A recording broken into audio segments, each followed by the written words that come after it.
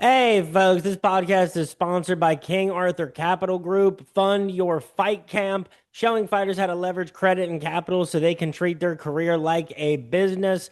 Love telling as many people as possible out there about King Arthur Capital Group. Hit them up at King Arthur Capital Group on Instagram and check out my interlude episode with David King Arthur McElroy. Also, check out Fight Club Crate, mystery gear, knockout prices, undisputed value, combat sports boxes delivered monthly. Use my promo code TAPTHAT15 at Fight Club Crate for 15% off your first purchase. And follow them on Instagram at Fight Club Crate. Very cool stuff. And finally, a winner of a gift idea for the combat connoisseur in your life, especially with Father's Day coming up. And last, certainly not least, the newest partner of the Tap That MMA podcast, Substats, is the analytics and intelligence platform for competitive grappling, giving promoters, leagues, and commentators the data they've never had, matchmaking tools, athlete profiles, event breakdowns, and match analysis powered by computer vision. If you compete, promote, or just love the sport, check them out at substats.app. If you're into competitive grappling, Substats is building the analytics layer the sport has been missing. Athlete profiles, event intelligence, and match breakdowns. Check them out at substats.app and use the promo code Tap That for 10% off of your initial purchase with Substats. And this is another interlude episode of the Tap That MMA podcast. With me today, Gentlemen, give it all to before you go to that, we go to score one decision. We scored 29, 28, 30, 27, and 30, 27. We have no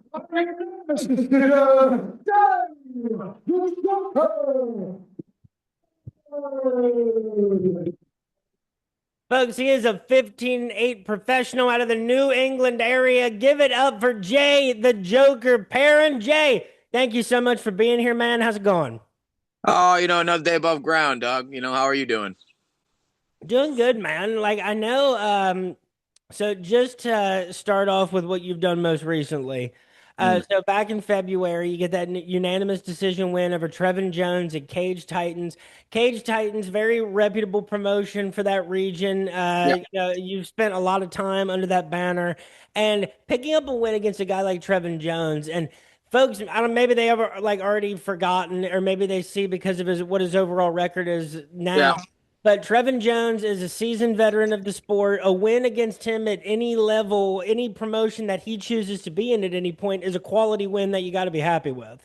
of course. Yeah, he's been to the upper level, and he has a knockout over a guy that beat me. So he knocked Mario Batista cold out when he was in there. So you can say whatever you want, but he got in there and he mixed up with like some of the best in the world, and he got wins against it. So I'm happy with the win over it. Maybe it wasn't as flashy as I would have liked it to have been, but it was a win. So I got it. And so you were the Cage Titans bantamweight champion as recent as September of 2024, I believe. That Yeah. was when you got over Jay Presley. The last three fights, and even the most recent, so the last three fights have been at featherweight, and Yeah. that's something that that's a line you've dealt with for a lot of your professional career. What motivated the recent change to featherweight, and how's it feeling for you so far? I've been cutting a 35 since I was an amateur, like when I was an 18, and it's always been tough. And, you know, uh, some of those cuts in the UFC, man, took years off of my life, I think. So, the Roses fight, obviously didn't go my way, but I passed out like 4 or 5 times in the sauna trying to make that weight. And, my body just does it. Does, like, whenever I hear the number 135 now, my body shudders. And it's like, I don't think we can do that anymore. So I decided, I'm going to bulk up and, try my hand at the 45ers and see what I can do. And, just live more comfortably at the weight that I walk around at. Cause I walk around at like 170 pounds and have for many years. So that was basically it, as I just didn't want to kill myself getting there. And I've fought and trained with 45ers my whole career, and there wasn't much difference between me and them. So I figured, be healthier, make better cuts, have better performances. And I think by the time that a lot of fighters have the thought of like, I don't think I want to do that anymore, I think like that's probably about the time to go ahead and make that change, you know? Yeah. Yep. some guys maybe overthink the weight that they're fighting at, but by the point that you're like, I don't think I want to do that anymore, Yep. that's probably about the time to call it quits on that. For sure, because then also like if your whole camp is about like making weight, then you're not really preparing for a fight. You're preparing to get on a scale. You know what I mean? And then like you do that, and then you're like, oh shit, I focus so much on all of the stuff that like to get into making weight that I didn't really think about like how to beat this guy or put a game plan together that I'm like comfortable with. And so I'd rather just have all of those weapons and like if he's 5 pounds heavier than me naturally, then whatever. You know what I mean? Who gives a shit? And like it's a topic I bring up a lot on here is, and maybe it wouldn't necessarily affect your weight classes at the moment, but Mm, this is another reason that like I think a tasteful amount of new weight classes could be comfortably added, like in like cruiserweight or bridgerweight, like things like that have always kind of made sense with the gap between light heavyweight and heavyweight. Something in the 160-pound range, like that's yeah. something that Canada does a lot. But then when you're talking about bantamweight and featherweight, it's a slippery slope, right? Because a lot of people don't want to see that become boxing and see there be 142, 147, five, 149. yeah, You know what I 5 billion world champions. And like with everything in sports, like it's unlikely that things ever go in the opposite direction. They're just more likely to continuously get, more and more that way. So Yep. it's a tough thing when you're seeing so many fights canceled at so many different levels because of the weight issues, but people Yep. want to see those fights. Yeah, you would think that it would speak to like getting rid of like major cutting in general. If it's gonna get all of these fights just like not lined up because of this is the one thing, then that catalyst has to change. And I hope that like I think we see a lot more people fighting at their more natural weights these days because of that very fact that like I'm just not trying to hurt myself that way. And like the science of it all has changed. So, from like when I was 18 and it first started, cutting weight was like eating lettuce and like uh, you know, staying in the sun for all day for like photosynthesis, and that's how you used to cut weight. And now it's like, there's science to it and how you can do it healthily. And, I think that if you want to go up a weight class, there's ways to do that without losing a ton of the things that you think you're getting from being a weight bully, the weight class below, you know? And I think it used to be the common sentiment when like a guy would go up in weight class. He used to be like, "Oh, how's he going to deal with the size and strength of this greater weight class?" I think what we've seen a lot more recently is the guys that go comfortably up in weight class have a speed advantage that the bigger guy like can't necessarily deal with, even at like on 145.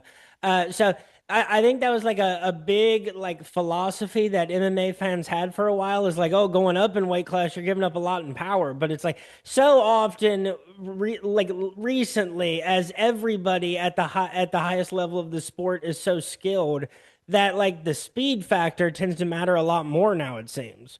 And to that, you're gonna have to deal with the power. Some people lose their power because they're cutting that much weight. You know what I mean? They're cutting a ton of weight, so they lose the pop that they would have in their punches normally. You get what I mean? Because they have to take that from themselves. So some people are going up and getting the power they already had, you know what I mean, in their hands back. So it's like, it could go either way, really. It's just, the I get it. It's kind of an archaic way to think, hey, yeah, this guy, I know that this guy's 5'7" and this guy's 5'9", and you know what I mean? But there's a huge difference in 45 to 30. I'm like, no, they're all in the same room. They're all training together at the same time, 35ers and 45ers. You know what I mean? 55ers and 70 pounders are like a thing that they work together, and 35ers and 45ers are the same people. You know what I mean? It's just who's willing to cut more. And I think that it's better that people are doing it a little bit safer. And so for you career wise, I want to like leapfrog any of the Yep. time in the UFC for a second, go back to, like so many of your early fights like were in the like the mainstay promotions of the New England area. Combat Zone, Cage Titans. If it has the word like combat or cage, usually it indicates that it's from the New England area. Uh and That's a see good. You're right. You're not wrong. so Or New England in it. all right, yeah. Uh, you were the bantamweight champion of CES as well, and one thing I've been a little critical of the New England regional area of late because so many of their premier promotions, like CES is one that used to be like the New England promotion, and then that's not necessarily the case anymore. And but I think like they sometimes with some of their prospects, like the guys between like 19, 23, you see a lot of those guys not necessarily matched up with the people that like you're impressed that they beat. You know, Yeah. you see a lot of those main events. It's like this guy's 20 years old, he's 8-0, he's finishing everybody in round one, and his opponent is 19 and 64. And it's like, dude, I could name somebody off the bat that I know that you know what I mean. They're well, two of their opponents were either 9-0 or some shit like that, and two of their opponents are 8-21. and, And you're and like, bro, you know what I mean? If the total combined records of your opponents are almost double or double the win column of all of that, and you've only got 7 fights, and the total losses is in the 50s, it's like, bro, yes, you're supposed to beat those people, but at a certain point, like, what are we doing? Because that's why you see all these people go to the show, Mhm. right?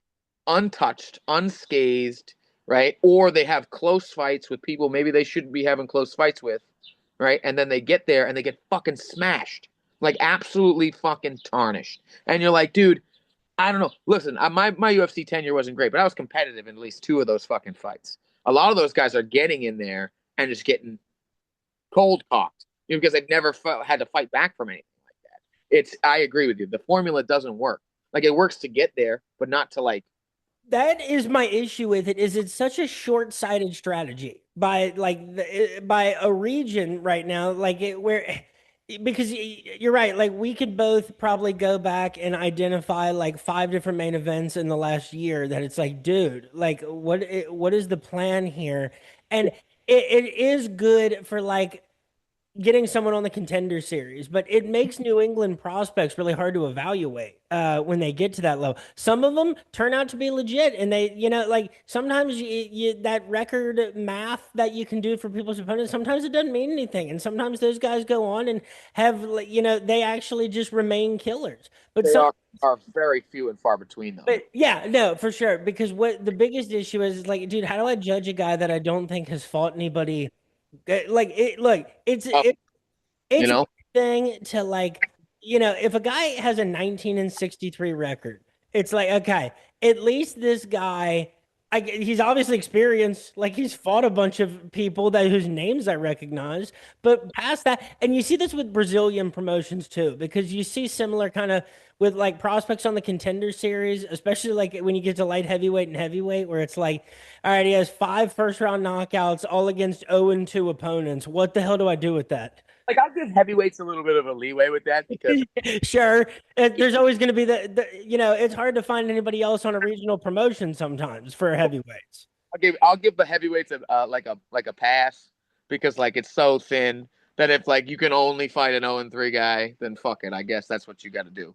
But like I mean like 55ers, 45ers, and the thing is that I think social media push is like a huge thing with these regional promotions as well, is that they have the crowds and they push these guys super hard and they want these guys to win because it makes, it's a WWE storyline, you know what I mean? And then at the end though, there's like the chickens come home to roost. Do you know what I mean? Like, there's a lot of guys that probably could fight me. They won't because they don't want to go into a fight that's hard. Like, not that the fight that they couldn't win necessarily, but one that is going to push them. Someone's just not going to roll over and die. And, like, that's what happens. So sometimes people get hit and they freeze from this formula. And sometimes they hit them with all the shit that normally makes people stop. And then someone doesn't go away and then they fade. Right? It just doesn't make sense to me. Like you said, there's no long term. It's just feeding people to national prospects, and then like that's what we are. You know what I mean? We're the feeder region where we're tough, but we're not. You know what I mean? We're not good enough to get to the next stage. You know?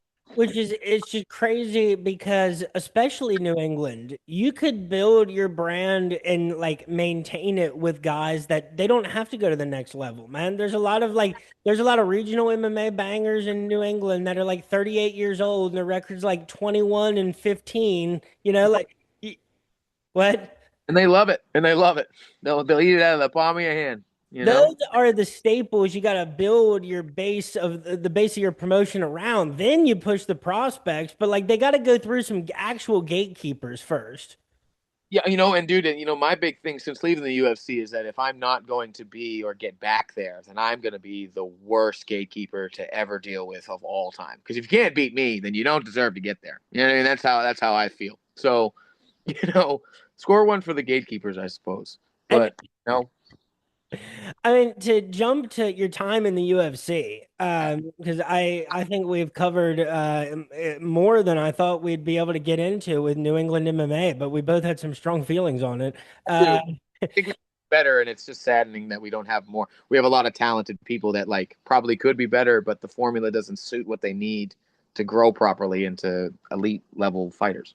And uh, like I swear to God, it's like a college basketball like program that like hasn't won a championship in like 40 years or something, and it's like. Oh, uh, you know, right?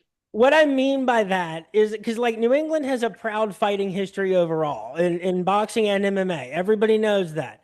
And but like it's like somewhere it's like, dude, like you know what some of the right decisions would be, and you're making all the opposite decisions for what would be good for you guys. Like, like you have the foundation here. Like there's a proud history there, but you're not doing the things that like really make CES's fall because they really were like the LFA like of that level in New England. And Thinking that because they don't value their production very well. I would say CES does. Do you know what I mean? Fighting for Cage Titans and then fighting for CES has become very different over the years. You know, which is sad because you could say that CES was like if you had a belt there, like I did. I was like, that's a legitimate world title for me because that guy. That's you know what I mean. If I got an LFA belt, I'd be like, this is a world title for me. yeah, So that you're right. They just fucking fell off really hard.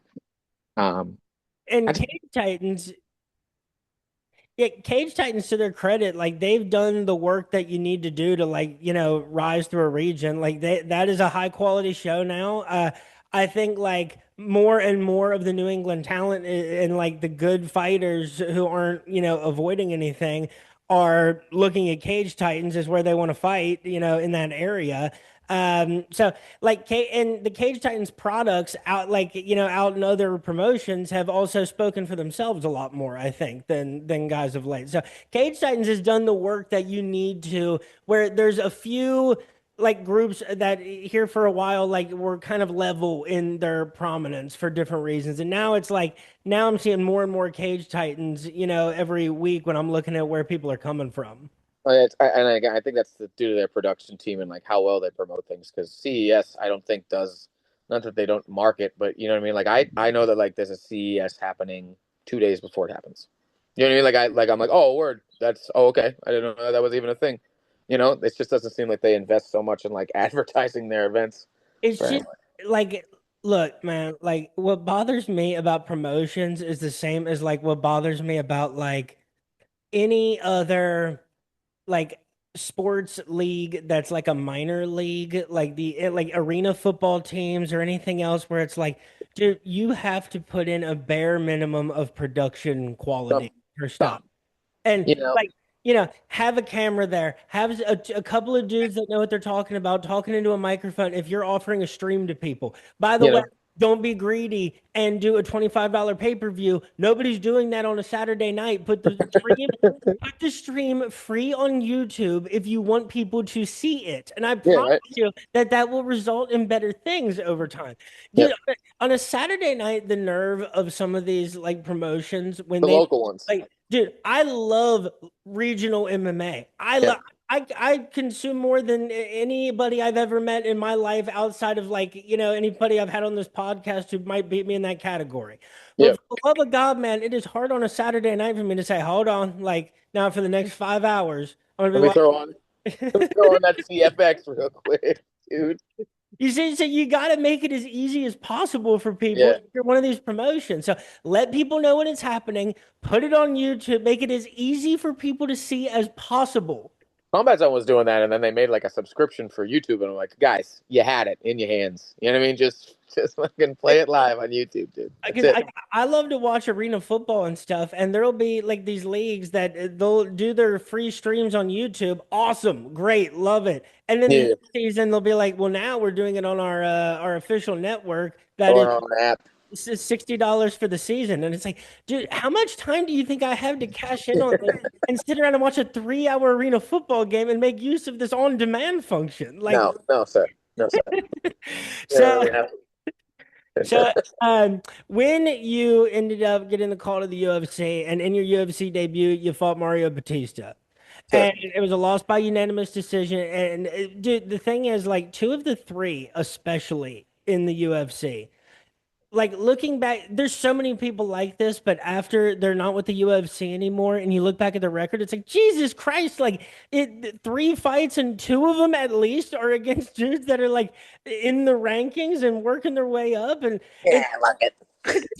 Raul Rosas Jr. like looks like a monster, Yeah. every single fight he's in. Mario Batista continues to surprise me with the quality of opponent that he can keep beating up I the. thought he beat Umar, dude. I thought he beat Umar, in Uh, my opinion. there's like every time I think we've seen his competitive ceiling, his next fight, I'm like, oh, never mind, he's better again than I thought he was. He's real good. You know, I'm gonna And I mean, so first of all, like when you talk about like getting back to the UFC or finding any other level, like because there are plenty of other like very high quality promotions that aren't the UFC, and so when you're like looking back, you have to have a pretty good air of confidence. Like, dude, like I think like where I'm at now, someone else in the UFC maybe that like this is a tough 3 fight run. To have to go. beat this guy. But I think I won one of them. You know what I mean? I think I won at least one of those fights. We all know which one. Okay, not it wasn't Raul. It wasn't Raul. So I do. I take some pride. Like whenever I wave their flags whenever when they keep winning. If you beat me, keep winning. Um, yeah, it makes me feel good that it was a youth, especially Mario. The Mario fight gives me a lot of pride because I had to cut a lot of weight in 6 days, and I didn't give up. He was fucking strong, and I had some really nice, impressive moments against a guy who's in the top 10 in the world now. So I think now I've matured a little bit. I think in my UFC tenure, I was mentally not in a good place to be in the UFC. If I'm honest, I was overwhelmed by a lot of it, and now looking back, I think that I would do a little bit better, but. Yeah, I do. I take pride in the fact that, I lost to proper men. Like I didn't lose to bums. I lost to fucking two guys that are ranked in the world, and that's all right with me at least. I'd like to get one more shot if I could. Just get one more. That would be great. But what can you do? I mean, is so for a fighter in your position where it's like you're not with the UFC anymore, you've been, winning consistently at at the Cage Titans level since you were, since your fight with Raul Rosas Jr. It's all been Cage Titans. You won a belt in that time and then moved to featherweight. Is this something that like because I've heard so many different things from different fighters, but like, is this like something where you're in contact with the UFC and you hear things from them, or is this seriously like just keep fighting until you get a call from somebody that offers you another fight that you want to take? It's I don't have management, dude. My management and I split up after Raul because of a lot of personal reasons, but I didn't feel like they had my best interests at heart. And so I just asked for them to let me go, and I haven't been picked up by anybody since. So Joe Lozon is basically my manager at the moment, and I don't hear things. I fight because it brings me peace inside my heart. So like I do it because I really love to do it, and that's just what I've been doing my whole life. If I get a call, dude, that'd be great. I just don't. I don't know if that'll ever happen for me. I don't know if I could win 10 in a row. That doesn't mean that they're gonna fucking call me. So I'm just doing it because I love to do it, and I want to have a nice record so that when I open my own place, people can look at me and go, "Hey, this guy didn't suck." And my daughter, um, can, I want to get a few more belts so that my daughter can look back and say, hey, my dad did all of these things and he worked really hard. And that's really all I'm after now. Like I would really love to get back to the UFC, bro. I don't know. I talk too much shit about Donald Trump for them to really consider me right now. So maybe not. But if they called me, I'd take it in an instant. If they called me for a contender shot again, I'd take it in a heartbeat. I just don't know if I'll ever get the call again. So and every time that I've looked too far ahead in my career, it just breaks my heart. You know what I mean? So I just take it fight by fight, and if I get hey man, you've won 6 of your last 7, maybe we'll give you another shot. Great, awesome. But I feel like fighters that do the whole Sean Shelby, I'm not gonna tell you how to do your job, but I feel like those guys never get what they fucking want, and so I just kind of win until they notice me. You know what I mean? Like I I can't stand because one like a lot of guys who win like on UFC Fight Pass promotions, like the ones that are like broadcast on there and stuff, and they do the whole like, guys, give me a call kind of thing, and it's like, first of all, I don't. I think I don't like it. It doesn't sound like cool to me. Like that's the best way I can put it. Like is that like I don't hear it and go like that was cool. Like I hear it and I'm like and by the way, dude, if that's what you're gonna say, you might as well have said nothing at all because you said the same thing that a billion other dudes said. So if you're gonna do some, if you're gonna speak into a microphone, have something unique to say that shows off the best Go part. viral. That like say something that is unique to say that is unique to the best parts of your personality. Think about it a little bit beforehand, because that is what people like. But when you just say that thing, you become you become the same as 10,000 other dudes that just said it. File with, 15,000 other people that say the same thing. You know, I try to not do that if I can. But no one ever puts a microphone in my face. If I'm honest, if they do, then they often regret it. So, um, And but yeah, sort of on that note, like because like people hate Josh Hokett, and that is a very understandable thing. But what I will say, what is he evidence of? That he's a like symptom. That guy. that I swear to God, I have used that exact thing. Like Mhm. I don't know how you get mad at a guy who one is doing a complete character. It's the same as Mhm. like it's the same as if you go to a movie and see a guy portraying whatever he's doing. It'd be weird to get mad at Leonardo DiCaprio for the character he played in Django Unchained, you know? So it's all well, like not I wouldn't get mad at Leonardo You DiCaprio. get mad at you get mad at Terry for being Hulk Hogan. Do you get what I mean? No, because that's what he's doing. He's It, doing it a Hulk Hogan. it's a You know what I mean? character. It's a You know, character, like and Colby had a character. You know Hope what I mean? Like it gets all the same shit. And in whether you hate him or you like him, you're watching him, and he understands that, and he's part of the culture. The culture of the sport is do shit like that, and you'll get paid, whether it's negative or positive, and that's what'll get you on. Look at him. He just won. He just beat Curtis Blades, right? And now he's already being talked about as one of the great superstars, the next superstars, because he's a fucking obnoxious. You and know, but I mean, important thing for obnoxious people, you do eventually have to deliver, and I will say that that is he what did. happened in the Curtis Blades fight. Oh no, I'm not gonna knock the guy. If he didn't, I'd be shitting all over him. But Yeah, like, but man threw down. You know what I mean? You can't. he You gotta. actually was doing the goofy, like flipping him off like in the middle of the fight and doing all that stuff. And he actually won one of the best heavyweight fights I've I've seen ever seen. in a long time. Uh, He so was yeah, throwing hands in those fights, 4 or 5 punch combinations, and they were fast. You know what I mean? So like, if you can do that character and then do shit like that, I don't see why you wouldn't be. Right, but you can't be mad at the character because guys have been doing that for fucking since Connor got here. dude, Everybody's trying to find the lightning in a bottle that Connor did with his bravado.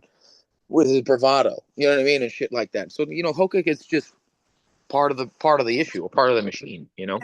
like back to when Andy Kaufman in whatever year was going around wrestling women because he was like, I'm stronger than every woman. And he was going on talk shows and people were like, it's like, dude, like he's like a method actor comedian. Like this is all like a thing he's doing. Colby is one of the funniest because Colby could do an interview where he's like, yeah, it's a character I do, and it's just something to promote the fight and everything, and it's all respect at the end. And then he gets on a microphone and says the stuff that he does. People are Yeah. like, people get so upset, and it's like, dude, he told you that he was going to do this for money. And I remember having the discussion with someone on the internet where they were like, no one cares about Josh Hoke. They just think he's stupid. I was like, dude, we're discussing him at 1 in the morning. Like, Right. it, Yeah. you dude, the difference in so many fighters' money is how many times they get mentioned on Twitter. Yeah, so like yeah, you don't like him, nobody cares about him, but you're doing drugs or like doing cocaine and getting drunk with your buddies, and it's 1 o'clock in the morning, and you're fucking online talking about Josh Hogan. You know what I mean? Like, It, like, come it's on, like brother.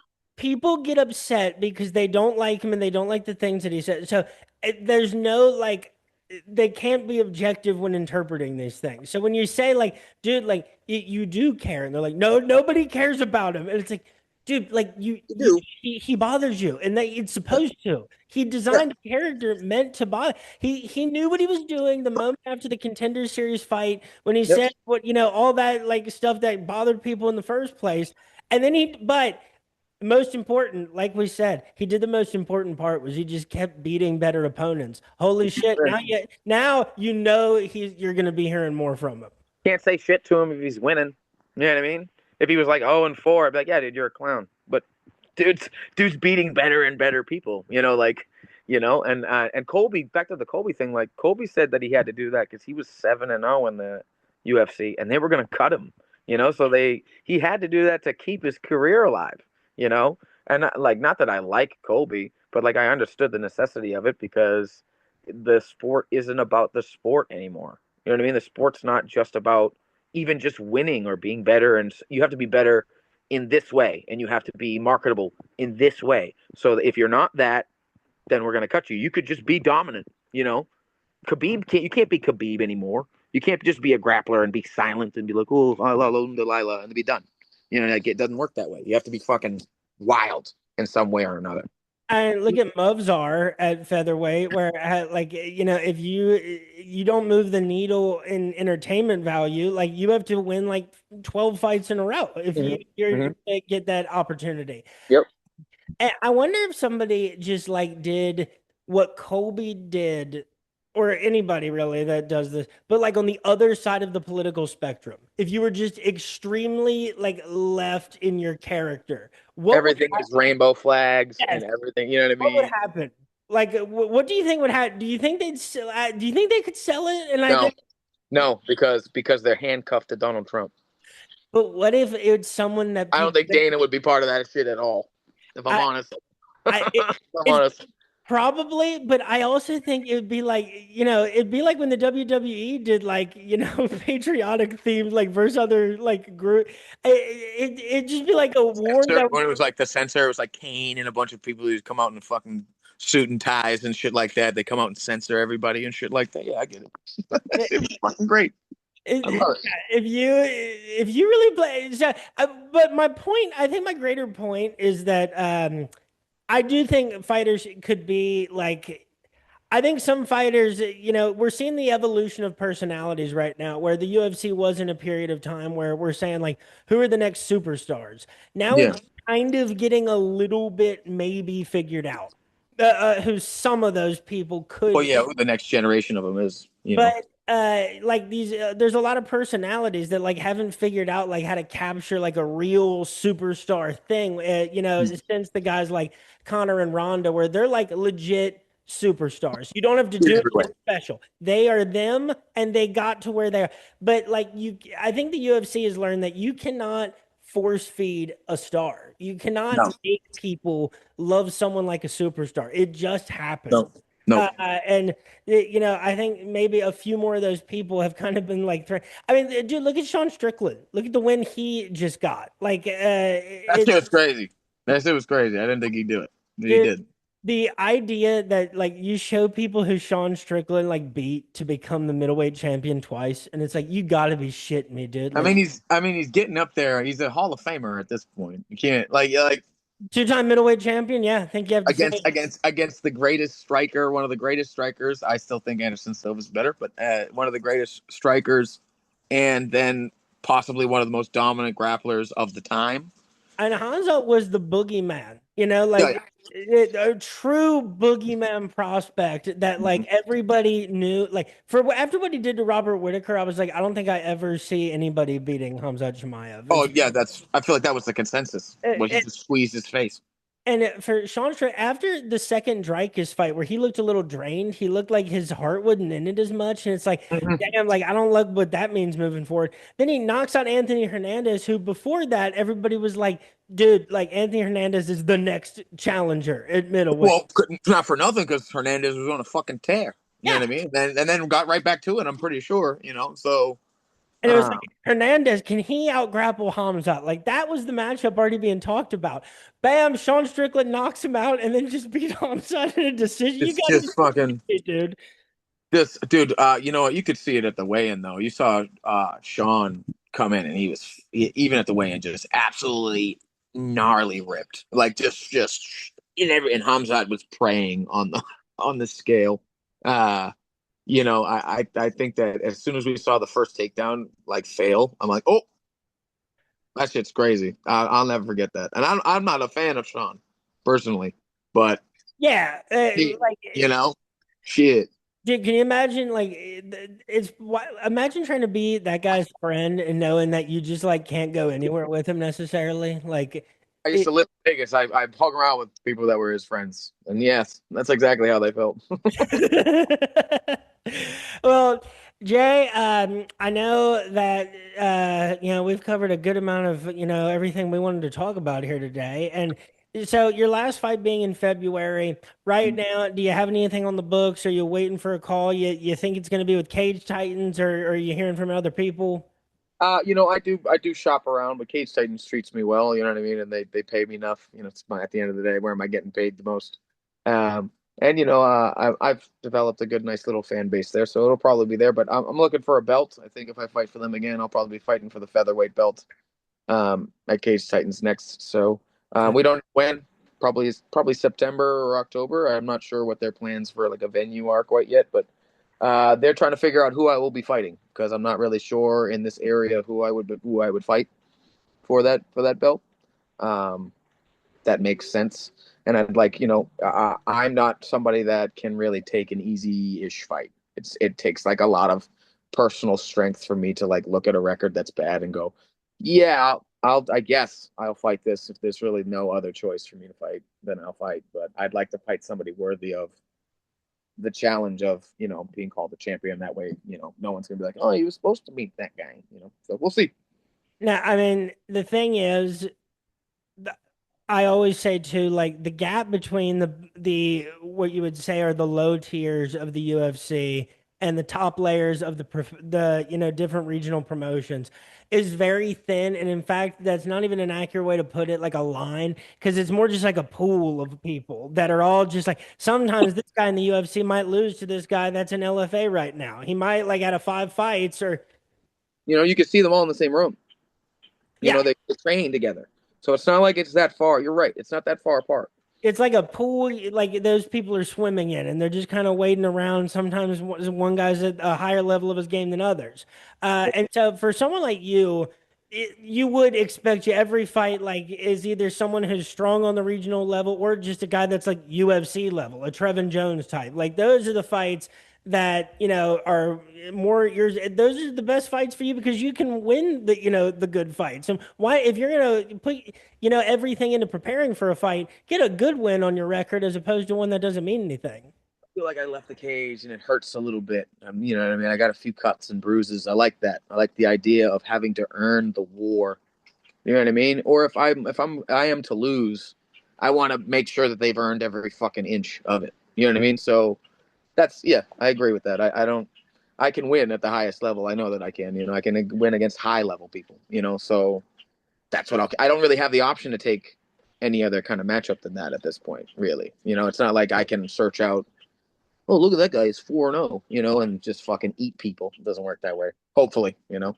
Eh, I mean, when talking about some of these up and coming killers too, it's like against someone that they know they're getting in there to just destroy, it's got to feel more like assaulting a stranger than it does winning a fight. Got to be a little bit. You know what I mean? It's like less about a challenge and more of like just showing up and putting on a performance because you know what you're gonna do. Even if this person hits you with their best shot, it's not gonna do anything to you. So, I just think in those regards, though, if you're going to fight people like that, you need to finish them Mm. every time, like unbiasedly and quickly. Like you should. The gap between you and that person should be abundantly clear.